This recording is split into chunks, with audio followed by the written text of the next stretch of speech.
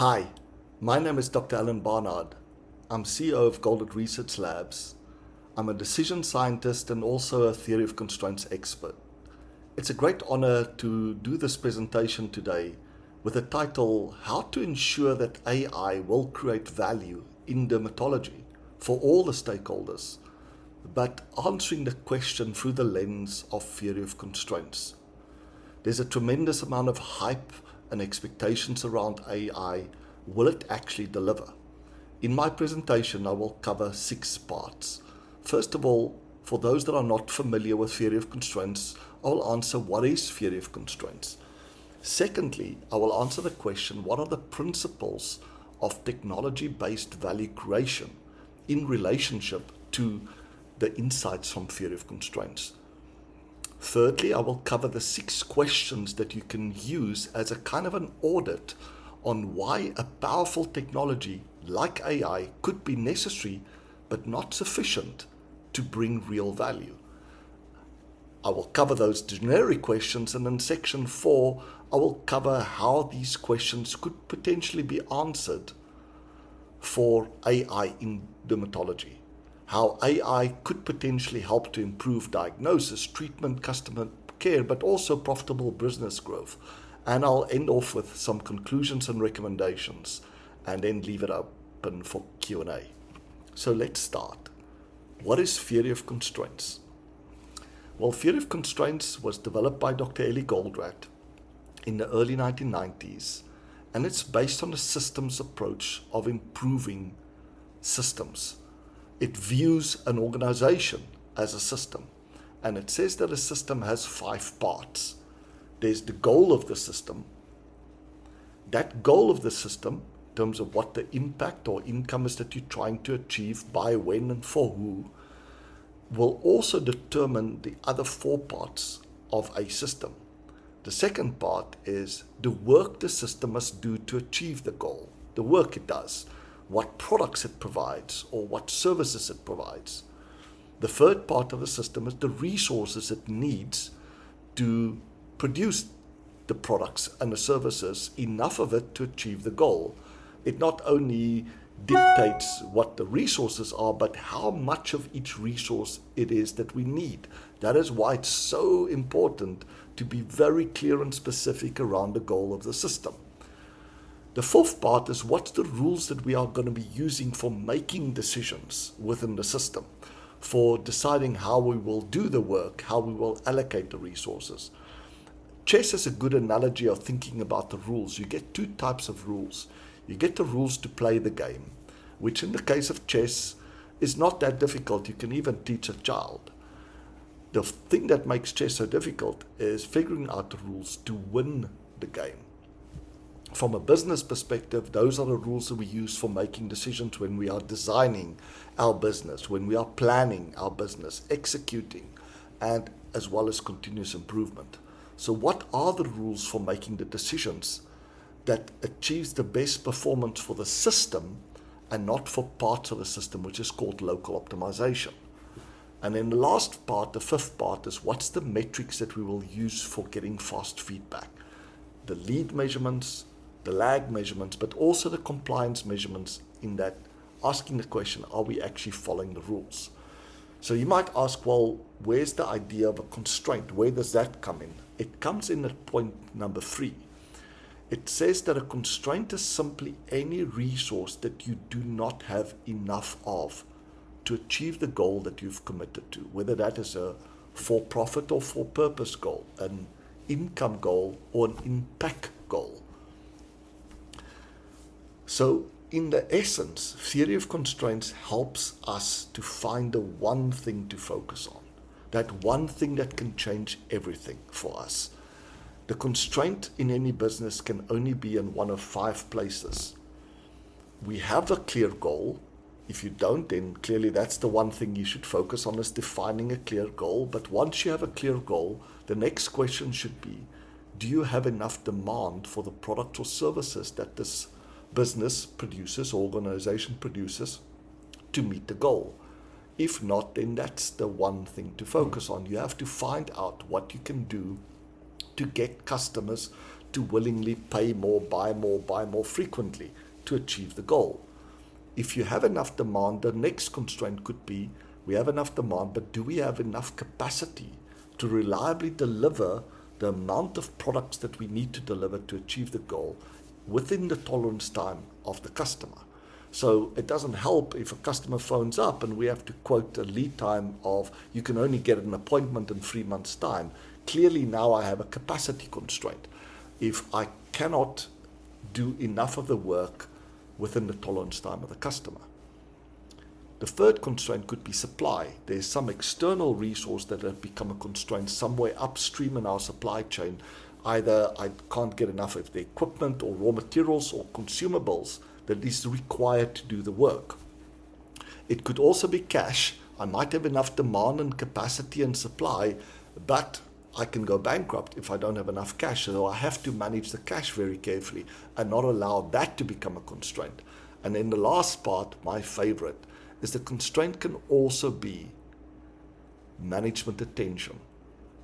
The amount of things that demand our attention as managers will always exceed our available attention.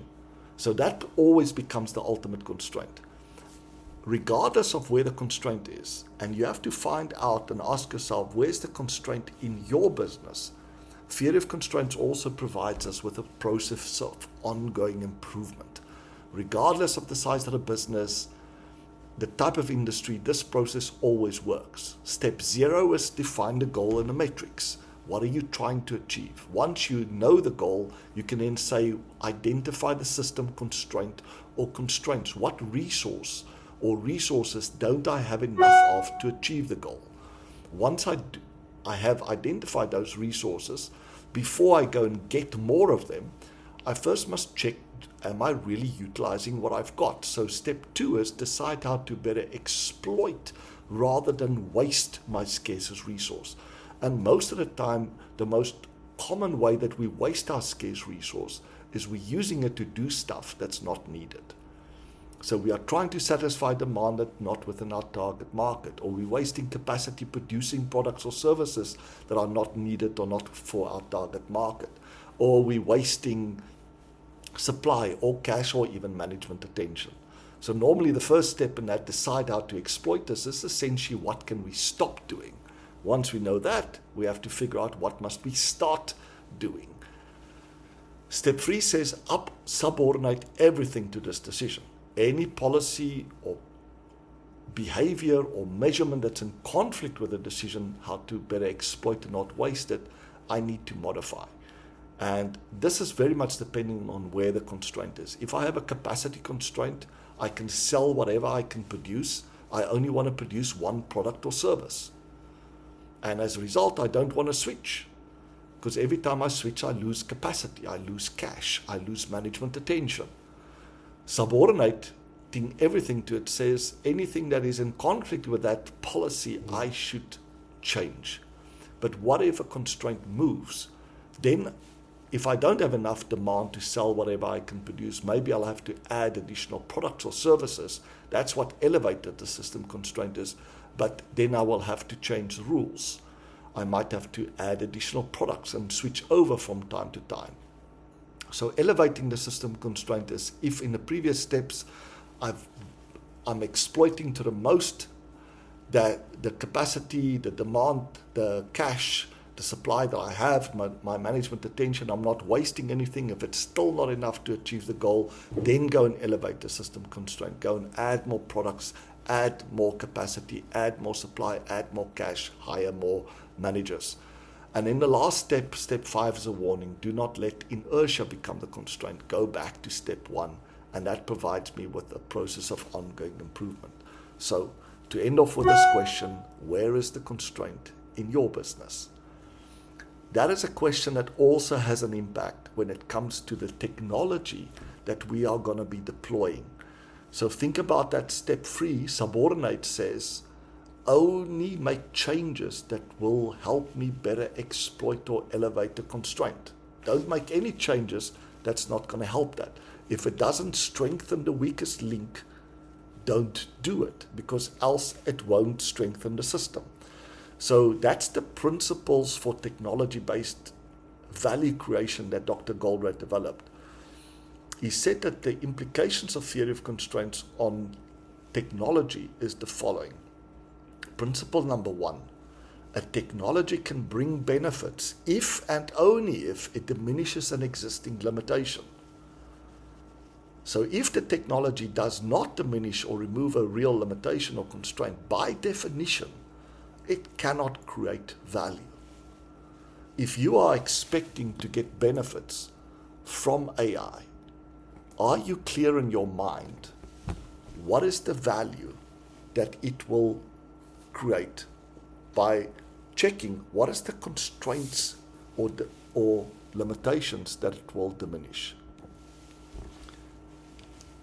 The second principle, and this is by far the most important eye-opener for everybody and warning to everybody. Think about it. Before the availability of this technology, people developed rules and behaviors, modes of operation to accommodate or live with the existing limitations. These old rules, if they remain in place, the technology cannot create the full value of diminishing or removing the limitation. It will be as if the limitation is still in place. So let me give you a practical example of that. Have you ever wondered why businesses do budgeting on an annual basis? Well, the past limitation was simply the time it took to do budgeting. It took a long time to gather all the data, all the demand forecast, all the supply projections, all the costs, likely costs, etc., put that all together and come up with a budget. So what was the old rule? Because it took such a long time, and we don't want to waste people's time just doing budgeting, we want them to do the work, we had a rule that says let's do this only once per year. But now with the advent of new technology, enterprise planning systems, resource systems, software that can gather all that information on a daily basis or at least a weekly or at most a monthly basis, we are still doing budgeting once a year as if the limitations still exist. That rule that we've put in place to acknowledge a limitation, we never thought about what rules should we change to acknowledge that we've overcome the limitation. So that's a practical example, and I want you to think about that from the context of AI. What limitation in your business can AI diminish? That is what will ultimately determine whether you could get value from AI. But what will determine if you actually realize the value is whether you have identified all the old rules that helped you to live or cope with that limitation and have actually changed those rules. So this is where the 6 questions of why technology is necessary but often not sufficient to bring value comes in that Dr. Alan Barnard developed. He said the first question is be very clear on what's the real power of this technology. When a new technology is introduced, your first responsibility as a professional, as a business owner, is to really understand the true capabilities of this technology. Then the next question is, what limitation does this technology diminish, not generally, but specifically for me, in my profession, in my business? Identify then those specific limitations or constraints that the technology can diminish or overcome, and the value that this will create for all stakeholders. Because you are going to have to compare the cost or investment of this technology, and you want to compare it with the benefits it can unlock. And if the benefits is an order of magnitude more of the cost or investment, then it's a no-brain decision. So it's really important to understand what limitation the technology can diminish now that you understand the true capabilities and what will be the benefits that it can generate as a result. And then comes the next question. What are the old rules that helped you accommodate this limitation? Recognize that there's existing behaviors and processes that were developed to work around the limitation. For example, why is it that despite the advent of computers in the 1960s and 70s already, still today, most of the records is done in analog mode? You come into the practice, you have to fill out a form in your own handwriting. the same information that you constantly provide. That's a major limitation. It delays the process time for getting a new patient that comes into the practice to be seated in front of the doctor. But it also causes a lot of frustration with that, and sometimes can result in errors when the poor person doing the admin can't read their handwriting. Why are we doing that? Because we had an old rule that was the way it worked. The patient comes in, we give them a form on a clipboard, and they have to fill in the clipboard. We never thought about changing that old rule. What is the fourth question? It's, now that we understand our old rules that helped us to live with a limitation, what should be the new rules that should be used now so that we can fully capitalize or leverage the full power of the new technology? And then how can the technology be improved to enable this required rule change, to make it almost impossible to follow the old rules and to make it almost mandatory to follow the new rules? And then the last question is there a problem in the business model itself? How can we improve the business model for deploying this technology to ensure that it is a win for all stakeholders? And this is a big question mark for AI. There's now a common saying that almost every presenter that I've heard uses that says, AI is not going to take jobs. What is going to take jobs are humans that use AI. That's what's going to take jobs away from AI. But it's not that simple. AI has the real potential for taking away real jobs. Think about it. AI today is the worst it will ever be. The speed at which it can do things. For example, if I did this manual presentation by myself, this would take me probably a couple of hours or maybe even a day or two to do. If I give ChatGPT a very clear instruction of exactly what I wanted to do, it will do it in seconds. So the person that used to help me prepare these presentations, make sure that it's clear and readable with nice graphics, they don't have a job anymore. I haven't given that job to another human that can use the AI. I can do it myself. And you will soon find businesses that are 1, 2, 3 people businesses that are doing not just tens of millions or hundreds of millions of dollars simply because AI has completely replaced human beings. So we have to really think about, if we don't want massive resistance against the technology of the adoption of a technology, we have to think carefully about what will make it a win for all stakeholders. Because if it's a lose for one or more stakeholder, it can substantially delay and maybe even block the adoption of it. So we need to think about the strategies that we need, the incentives that we need. For example, one of the companies I've worked with in India has come up with a remarkable rule. They said that the benefit, the ROI from technology must be so big that unless they can afford to pay the salary of the person it will replace for life, they won't adopt it. That is the win for the people that will go out of a job, is that the company can afford to keep on paying them a salary for life. Now that's a very high threshold for technology, but it really makes you think about it, is that the technology must be a win for all. So how can we apply these 6 questions to AI in dermatology? What's the power of AI in dermatology? It can accurately diagnose skin conditions through image recognition much faster, much more reliably than any human being can. Certainly in the future it will, but it's already there. It can provide personal treatment recommendations. It can better predict patient outcomes. It can automate routine tasks, and it can continuously learn and improve from new data. As I mentioned, it's the worst it will ever be. It will just get better, better, better all the time.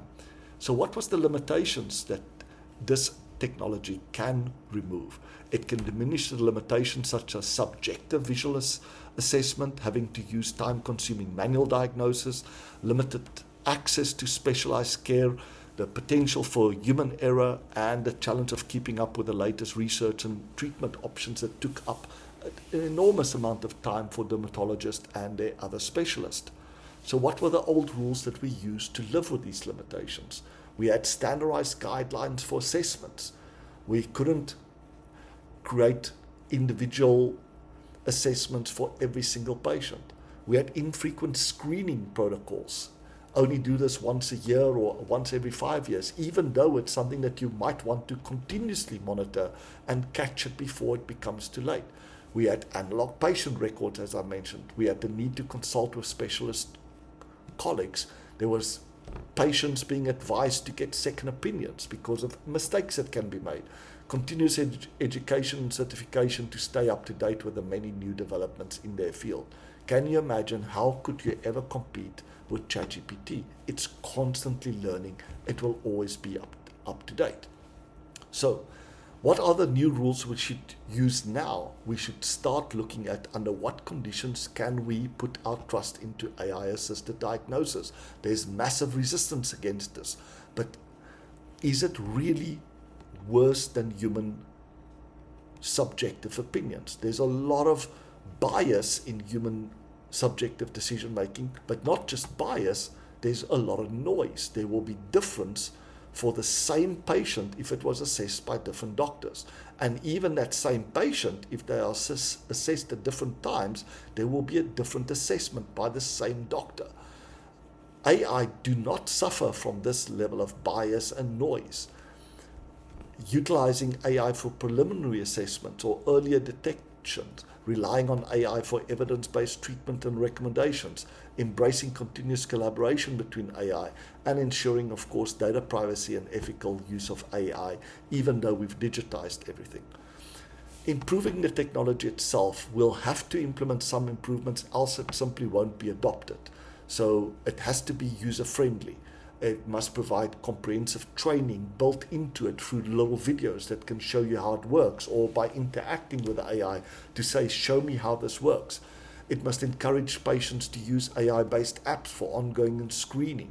It ensuring transparency in AI decision-making and continuously updating the system so it's very clear when a decision is being made by AI versus by a human. And fastly implementing robust data and security measures. And then lastly, how can we enhance the business model to encourage full adoption, make sure it's a win for all? The business model should be based on the goal of it must be a win-win-win for every stakeholder, at least all the critical stakeholders. It must foster a culture of continuous learning. It must provide and promote collaboration between AI developers and dermatologists. We must implement pilot programs to gather feedback, to learn as quickly as possible, introduce humans into the loop. We must celebrate and learn from both the successes and the failures. And we must offer incentives for early adopters. So the final conclusions and recommendations, I would highly encourage you, if you are not doing it, to leverage AI in dermatology, but to use these 6 necessary but not sufficient questions to better understand how to leverage AI to ensure it can provide improved patient outcomes, create real value for investors and for the professionals on hand, and to streamline the work of dermatologists so that you can massively scale to cope with the increased demand for these services. Addressing the challenges and concerns, the successful integration of AI in the dermatology will require addressing all the potential resistance and fears. For me, there's a difference between an offer and a product. The offer addresses all the yes buts of all the various stakeholders. So for those that are in the space of developing AI products, think about what you need to offer so it can address all those potential yes buts that are based on resistance and fear. And it must foster collaboration environment between developers and professionals. So continuous improvement and adaptation is the key of the game. My favorite quote is, we do not learn from experience, we learn from experiments. Ongoing and refinement of the technology, business model, and user behavior will be crucial to unlocking the full potential of AI and transforming the field of dermatology to ensure that AI is not only necessary, but can be sufficient to unlock true value, real value, and order of magnitude more value for all the stakeholders involved. Thank you for your attention, and I'll open it up now for any questions. If you want more information about the work that I do and my research lab do, You can go to goldrattresearchlab.com or dralanbarnard.com, or to see a range of the decision support apps that we've developed to help people make better, faster decisions in their life and in business. You can go to harmonyapps.com.